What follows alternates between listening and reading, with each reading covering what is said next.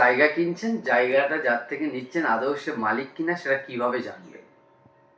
দেখুন, জায়গাটা আপনি যার থেকে নেন না কেন, তার নামে দলিল থাকবে এবং তার নামে রেকর্ডস থাকবে।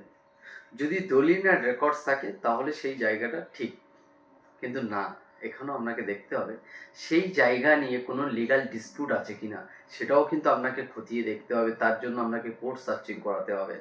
তো এই যে কোর্ট সার্চিং যদি করান তাহলে বুঝতে পারবেন, এবং সে ওই ডকুমেন্টসটা দিয়ে সাবমিট করে কোনো ব্যাংকে মানে মর্টগেজ রেখে কোনো লোন নিয়েছে কিনা সেটাও আপনাকে দেখতে হবে।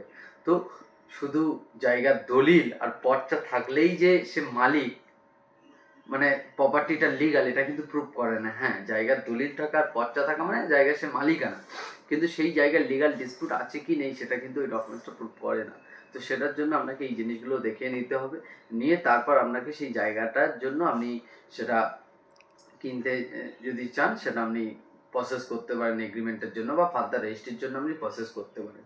আর জায়গা কেনার পরে ফেলে রাখবেন না, সেটাকে রেজিস্ট্রি করে নেবেন, এবং রেজিস্ট্রি করে নেওয়ার পরে আপনি আপনার নামে সেটাকে রেকর্ডস করে নেবেন, মিউটেশন করিয়ে রাখবেন, সেক্ষেত্রে কোনো রকম কোনো সমস্যা আসবে না। এইভাবে আপনি আপনার জায়গাকে রেজিস্ট্রি করতে পারেন।